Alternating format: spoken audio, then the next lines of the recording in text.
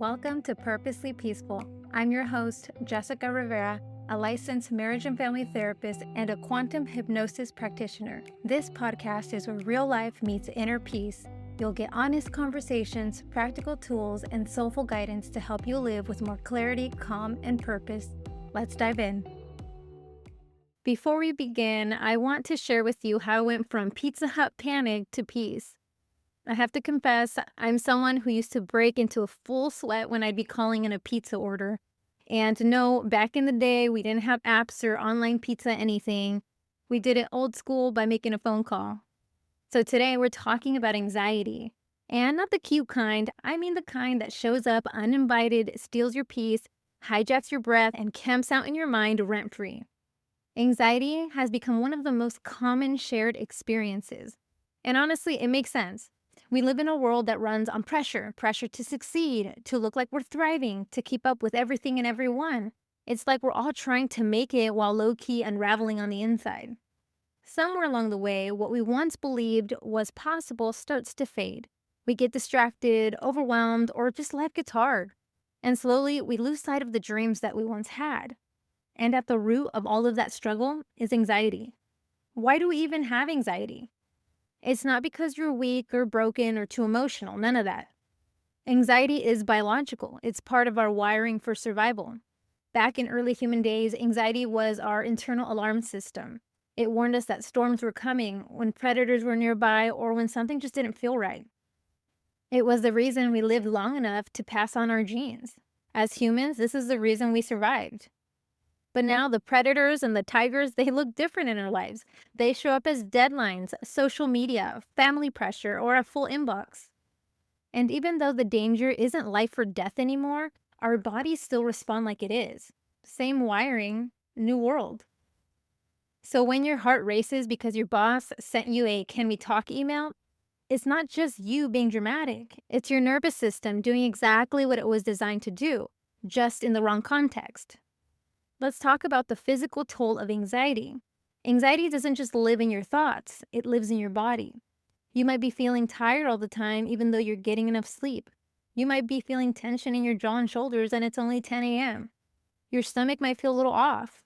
You might feel like you can't even take a full breath or like you have a knot in your throat. That's anxiety showing up in physical form. It's your body saying, "Hey, I've been stuck in fight or flight for a while now." So if you're constantly exhausted, achy, or overstimulated by things that used to feel fine, it's not just in your head, it's in your nervous system. And no, you're not crazy for feeling that way. Anxiety has been my sidekick for most of my life. I remember being a teenager and absolutely dreading calling Pizza Hut. The anxiety would be through the roof, my heart is pounding in my throat just to place an order. That sounds so small now, but back then, it felt massive. Then in my first undergrad class, they announced that we'd be doing presentations.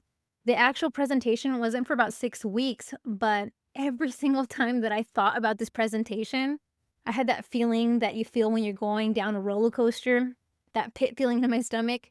And when I ended up in an abusive relationship, my anxiety shifted into something else entirely. It became survival-based. It was a trauma response. I was constantly on alert. My nervous system didn't know what safety felt like anymore. But here's the twist. By the time I finished my undergrad and then my master's, something had changed. After 4+ years of doing almost weekly presentations, I noticed I wasn't panicking anymore. It didn't mean that I loved public speaking, but I wasn't being crushed by anxiety the way I used to be. I had slowly desensitized myself by doing this thing over and over again. My nervous system started to trust me. A few years later, I had to give a live presentation on preschool mental health in front of a couple groups of over 100 people. I was fully expecting the anxiety to show up, waiting for that pit feeling in my stomach, the sweaty palms, the breathlessness, but they never came. I remember sitting in the parking lot structure and I was like, well, still not here yet. And when I was actually presenting, I was like, hey, this feels fine. I remember thinking, is this what calm confidence feels like? And it happened again recently when I finally shared on Instagram that I had launched a podcast, something I originally wanted to keep to myself because it felt really vulnerable. I braced myself for that same old wave of panic. I did have about 5 seconds of panic and regret when I pressed the post button, but after one long, deep breath, I thought, okay, Done. Let me get ready for work. But instead of spiraling, I actually felt relief. And then I was surprised at the number of downloads. I was happy if like two people would have heard it. The reality exceeded my minimal expectations. And now it's very quickly become my new normal. Sure, every new level brings its own challenges, but every time I show up, I'm proving to my body, we survived that. You're safe. Let's keep going. Let's talk about anxiety versus excitement. The confusion no one wanted, but here we are. Here's a twist most people don't realize. Anxiety and excitement feel almost identical in the body. Heart racing? Yep. Shallow breath? Check. Feeling wired or restless? Absolutely. But what changes everything is how your brain interprets those signals. Anxiety says something bad is about to happen. Excitement says something new is about to happen. Subtle difference, huge shift. Now when I feel my anxiety starting to act up, I stop and I ask, wait, is this fear? Or is this just something new, something I actually want, but I'm not used to feeling it yet? Sometimes I feel this overwhelming relief after I've done the thing, and then it hits me. That was my nervous system reacting to growth, not fear. That little reframe right there has helped me shift out of panic and into presence more times than I can count. Let me share with you my favorite snap out of it strategy. And really, what it is I'm asking myself ridiculous questions. And here's what I ask myself: are you in danger right now? Look around. No, doesn't seem like it. Is there a tiger in the room about to get you? No, I don't see one. Is everyone you know, as far as you know, safe right now? Yeah, from what I know. So everything's actually okay, right?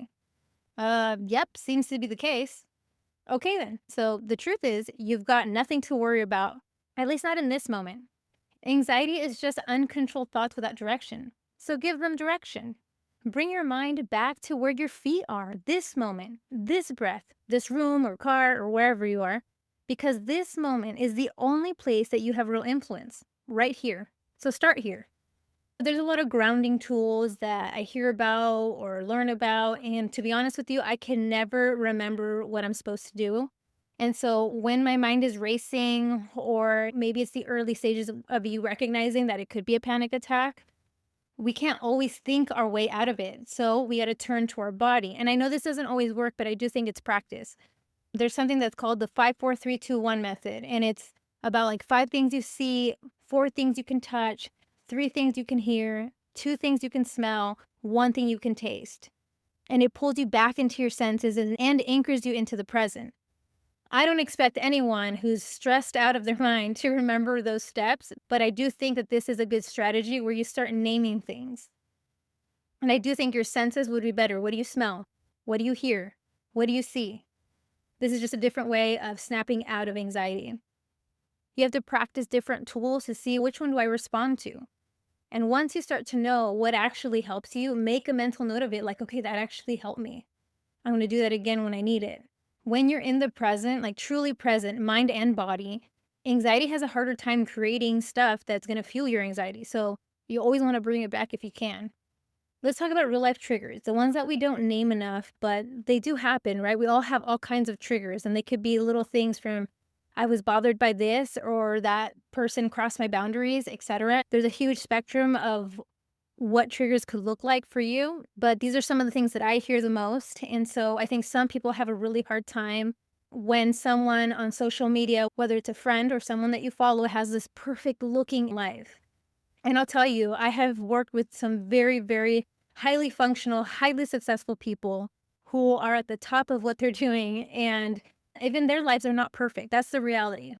The illusion of perfection does not exist. Could it be really good? Absolutely, but it's not perfect. And it's not without its problems or without its challenges.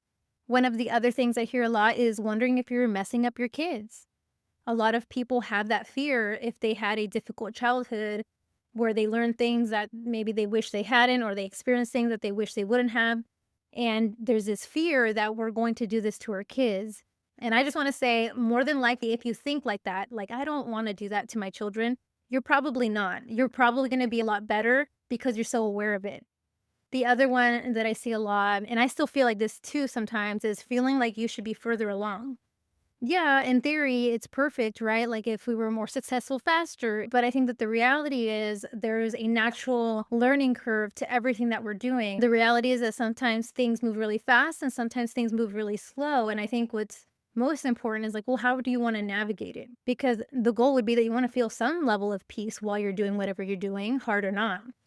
One of the other things that a lot of people have a hard time with is they keep replaying that conversation they had 3 days ago because of something that they said. I think that that is a little bit tied to perfectionism and wanting to have come across or showed up in a different way.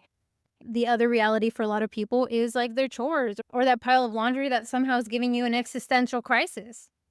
These are real but small things that do pile up. And when they do, your system starts to feel like you're failing at life. When you're really just living in a world that's too loud, too fast, too much. It helps so much to name these triggers, these things that bother you. Even if you can't really create a lot of change in that second of noticing it, but the goal is to name it because when you do that, you take away its power because you're like, yeah, I already know. I know I have to do laundry. I know that bothers me. And that's good. That's how you start. So, how do you start living the life of your dreams when you're anxious? This is a big one, right? Because anxiety doesn't always show up as obvious panic. It can show up as procrastination, perfectionism, or that sneaky belief that you're just not ready yet. But the truth is, you don't build the life of your dreams by waiting to feel fearless. You build it by learning how to move with fear. Living the life of your dreams starts with one simple but powerful decision: to stop letting anxiety be the narrator of your story. That means starting small, saying yes to opportunities that scare you a little, taking imperfect action even when your voice shakes, noticing when your anxiety is trying to protect you from discomfort, and gently choosing growth anyway. Because every time you do the thing, even while anxious, you're teaching your nervous system, see, we didn't die, and that was actually kind of amazing. You don't have to wait until you're calm to begin the life you want. You just have to take the next bravest step, especially if it's a tiny one. This is how you begin to use your anxiety for fuel because you propel it into the direction that you want. As someone who regularly seeks feedback, one of the things that I've been told is that I can be a little uptight. And honestly, they weren't wrong. And I've been reminded that people, including myself, can take life way too seriously. So I've learned to laugh at myself when I feel awkward in social settings. I laugh at myself when I mess up. I really laughed when I ran out of breath while talking during my early podcast practice with my cousin, which was not that long ago, by the way. Shout out to Oscar for helping me get over my fear and my anxiety to the point where now I'm doing my own thing. And so I want to expand a little bit more about why humor and laughing at yourself is so important. In college, one of my professors had been a former NYPD officer. He talked about surviving 9/11, the trauma of being a first responder, and how they would deal with the heaviness of what they saw. He told us that humor is what kept them going. This is how they coped. It was their survival mechanism. So now I laugh at myself when I'm embarrassed, when I get upset over something that won't matter in a year. I used to overthink what I said or did all the time, but now I just laugh because who cares? I'm not perfect. I say weird things, I trip up, and it's funny. And sometimes the reactions of others is the funniest part. So if you've been in your head a lot and it feels like it's been your permanent residence lately, maybe it's time to come back to your body and your life. Anxiety thrives in the what if, but peace lives in the what is. So next time you start to spiral, just ask yourself, hey, is there a tiger in here? If the answer is no, maybe, just maybe, you can let yourself enjoy life today. Or at the very least, this moment. And if your thoughts still won't quit, try to do what I do. Talk to your anxiety like it's a person with bad timing and the worst advice. Personally, I call her Susan. And some days I just have to say, not today, Susan, take a seat. No offense to all the wonderful Susans out there, this is just what popped into my head. Anxiety is a huge topic, but I hope that this gave you a few shifts and tools to help you land on the other side of it. Remember, the path of being purposely peaceful is about peeling back the layers that cloud our mind. We are clearing the path to inner peace. I'm a huge advocate of positive, inspiring podcasts, and for years I've told my clients, find something that uplifts you, something that fuels your brain and your spirit, something that helps you stay in dialogue with peace. Because most of us don't naturally stay positive or hopeful for long periods of time. We have to train for that. And I believe in pep talks. I give myself pep talks pretty often to keep myself on track and to stay motivated. We have to train for that so that we can be in that headspace more and more. And that's what I try to offer here. So if you're ever having an off day, pick an episode that speaks to what you're going through. You might hear something different the second time around. Thanks so much for listening. In the next episode, we're diving into something I've been briefly mentioning for a while, but I haven't talked about it a whole lot, and that's quantum hypnosis. It's time to introduce you to one of the most transformational parts of my work. If you've been curious about how your subconscious work ties into peace, stay tuned. And one of these days, I'm actually going to have my husband join me on the podcast to see what he thinks about this whole journey of becoming purposely peaceful. If there's anything that you have found helpful in this episode or any of the other ones, please take a minute to follow, rate, and review. Sending you so much love. Thanks for spending a little time with me today. I hope something here met you right where you are. This podcast is for inspiration only and not a substitute for therapy. Please reach out to a licensed professional if you need support. I'll catch you on the next one.